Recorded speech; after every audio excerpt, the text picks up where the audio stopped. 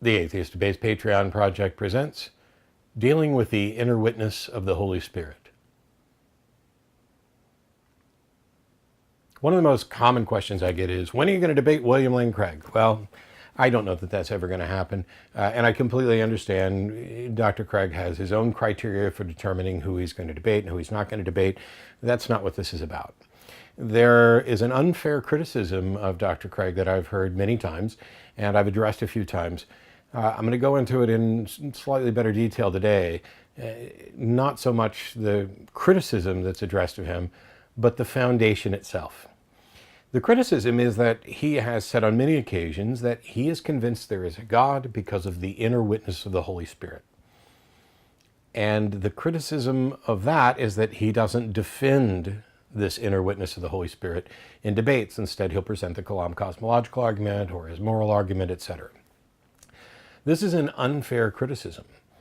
If, for example, you were convinced for a reason that you couldn't actually demonstrate to somebody else, and yet you needed to find, you knew you were correct and you needed to find a way to convince them, finding arguments and evidence that you were convinced were consistent with your view is not a problem. Hopefully it's not too abstract. This idea about the inner witness of the Holy Spirit is essentially, it's been called the sensus divinatus in some forms. Essentially, God is directly revealing to these individuals the truth of his existence in a way that is personal, that is experiential. And in philosophical circles, sometimes they would try to claim that this sense is properly basic, that it not only could not be externally justified, but that it requires no justification. And what you'll find is the arguments for this divine sense are peculiar. And normally, I would say, fairly unconvincing to those who haven't had a similar experience. Whether or not they should be convincing to those who have had a similar experience is something we'll talk about. But if Craig is convinced because God has directly revealed himself to him, it's not dishonest of him to present other arguments, because he recognizes that this personal experience that he's had, while it may or may not be sufficient warrant for his belief, it's certainly not going to do anything to convince you or me. If your mom comes to you and says, last night your grandmother's ghost came to me while I was sitting in my room, I can't prove that to you, but let me all talk about this piece of evidence about souls and this piece of evidence about past lives, regressions, and this near-death experience, and put together all this package of things that I think are consistent with my ghost story. That's at least an attempt to argue from a foundation that would be accessible to you. To just come to you and say, you need to believe me because this is what I'm saying happened to me. We can't work that way. And this is something, as I've referenced before from David Hume, that revelation is necessarily first person, and to everybody else it's hearsay. So my personal experience, whether it's with a ghost, a demon, or the God of the universe, can't ever be anything than an anecdotal story for you.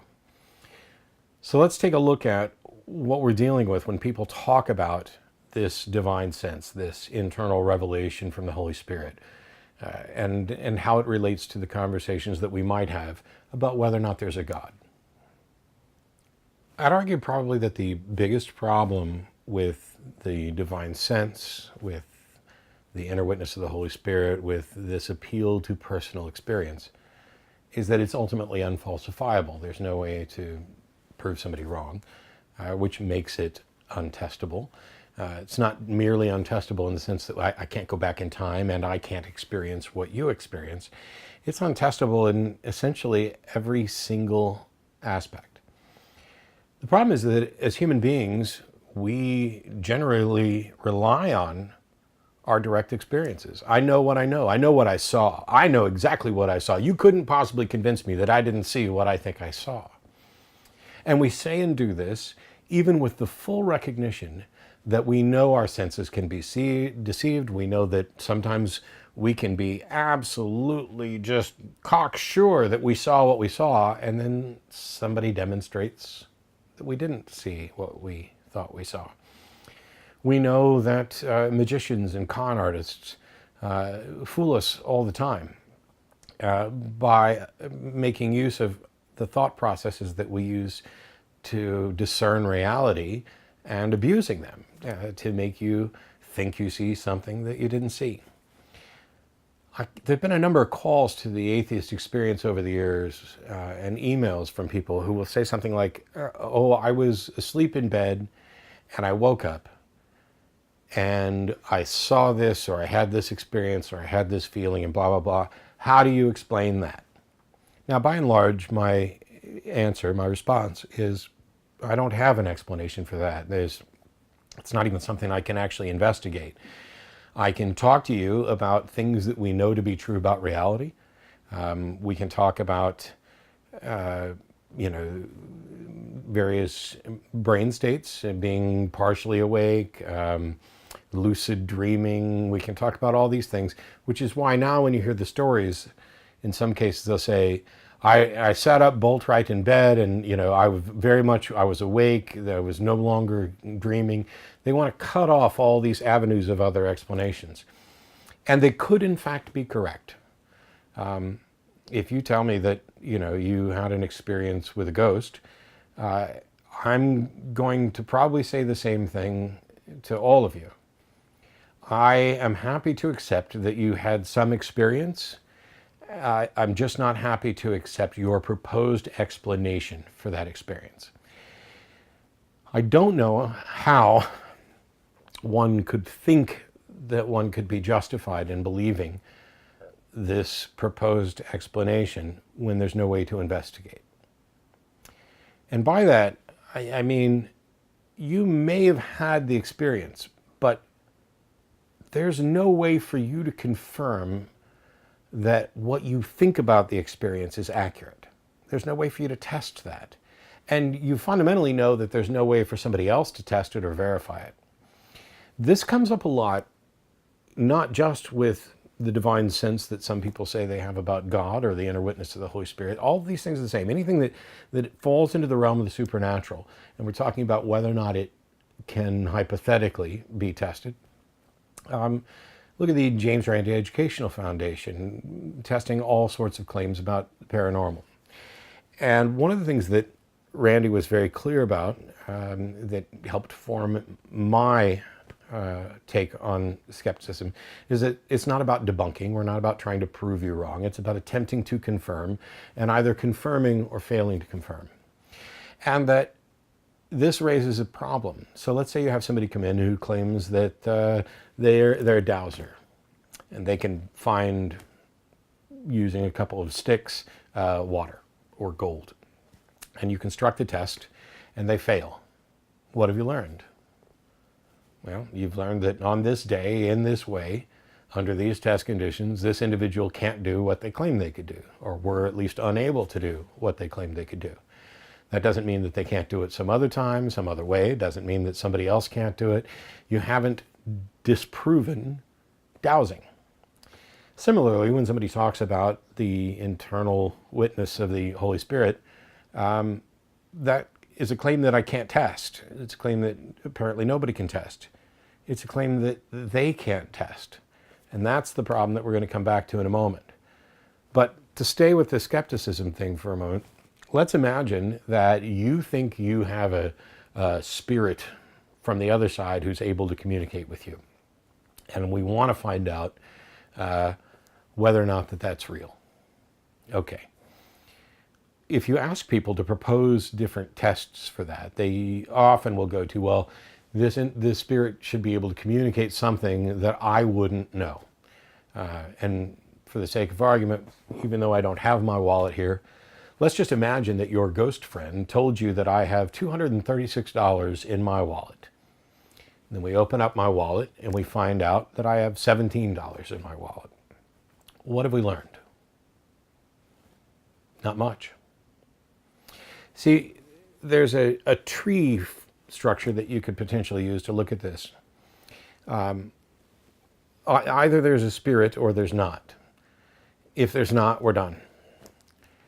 Because clearly if there's not, then there's no spirit to tell you what's in my wallet. Boom, boom, boom. Let's say there is a spirit. Now you have this issue of, does the spirit actually know what's in my wallet? Well, if it doesn't, then it can't communicate that to you. It can guess. Maybe its guesses would be better than yours. Maybe it wouldn't. But let's go right down the line and give it the benefit of the doubt. Let's say there is a spirit who absolutely can know what money is in my wallet. This spirit is able to communicate with you. And this spirit is honest and will tell you the truth. Under those conditions, if it tells you that I have $432 in my wallet and I have 17, what can we conclude? Well, I mean, we've said for the sake of argument, it exists, it knows, it tells the truth, and it communicates with you, boom, boom, boom. So clearly, under that hypothetical, we couldn't reasonably conclude that the spirit doesn't exist. The conclusion would be that you made an error, that you misunderstood the information it was relaying to you, that maybe it was talking in a different base of numbers than you were understanding, or a language that you didn't fully understand. Well, now let's address whether or not it's a perfect communicator, because now all of a sudden, as we move towards something that's a perfect communicator, as we move towards something that's more godlike, now all of a sudden, when your proposed quantity of money in my wallet doesn't match what's actually there, now we've got a problem, because we've constructed your source of information such that it knows and is perfect and is communicating, and you are now the only factor left, which means that there would have to be some mistake on your part. But if you have a perfect communicator communicating with you, and this is what it told you, provided you're not just lying about what it told you, now we can show that at least one of the assumptions in that chain can't be true, because it conflicts with what we can directly test and observe. But at the end of the day, what if you're right? What if you're convinced that there's a spirit that's telling you how much money's in my wallet, and it tells you I have $17, and we look and I have $17. Now what can we conclude? Can we conclude that you're right, that in fact there is some spirit and it's communicating with you and it knows how much money's in my wallet? No, because that's a single point of data that we would have to then repeat. We need to know with what kind of regularity can you accurately predict what money is in somebody's wallet. But until there's a way to demonstrate that this spirit, this apart from you, exists and is doing that, how do we rule out the idea that you have some way of finding out how much money is in my wallet? The fact that you got a positive result doesn't mean that your explanation for that result is true and accurate, even if that's honestly what you're convinced of. So we take that scenario and we apply it to a divine sense. When somebody talks about being convinced because of the inner witness of the Holy Spirit, what they're really saying is, there is a God who is perfect, who is relaying to me privately a truth which is inviolable, which I cannot justify, but I don't need to justify. It's intrinsic in the fact that this God is of perfect nature, that it could not be deceptive. And even if all that were to be the case, here's the problem. How do you know you're not mistaken? Oh, this gets back to conversations that I've had with debate opponents. How do you know? How do you know? How do you know? How do you know? As long as there's a fallible human being in the mix, it could be that you're mistaken about this sense that you think you're feeling. That you are having some experience and you've become convinced that it is the result of a perfect being, that you couldn't be wrong about that because the being makes you incapable of being wrong about that. But that's a dishonest bait and switch, because you could be wrong. This is something that we know to be true about human beings. And in order for you to say, in order for you to be justified in claiming that there's a being who could make it so that you are not wrong about this, you'd need to demonstrate that that being exists and that it is not only never wrong, but that it can make it so that you're not wrong about that. And how can you do that? There's a cascade here where the mere fact that we are fallible human beings means we can never reach the sort of absolute certainty about anything, let alone this one thing that you want to use to undergird all of your positions about a God.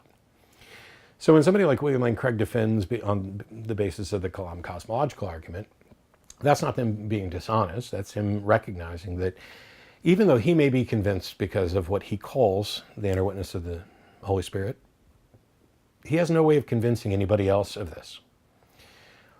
The one thing I'm not sure whether or not he realizes is that he cannot have sufficient evidentiary warrant to believe on that basis, because he has to recognize his own fallibility. In the same way that he's recognizing this information wouldn't be sufficient for anybody else, he should be able to recognize that this information should not be sufficient for him. Just because we don't lock people up in a rubber room for thinking that God is talking to them all the time, when we recognize delusions that are outside the realm of reality, the people are convinced that something is true when they can have no reason to do that, we don't lock them up until this is something where there's a demonstrated harm, where this delusion is so strong that their conflict with reality makes life essentially dangerous and unlivable. That's not the case with people who are convinced that God exists. By and large, the average person sitting in the pew who's convinced because they think the Holy Spirit talks to them isn't a danger to themselves and society in the same sense as someone who is undergoing psychiatric treatment or who is put in a facility for their own protection or to protect other people. Not all delusions are created equal. So when we're dealing with people who talk about how they are convinced based on the inner witness of the Holy Spirit, it's, for me, akin to them saying, I have a feeling and I'm confident that this feeling is right. That's it. That's what it is.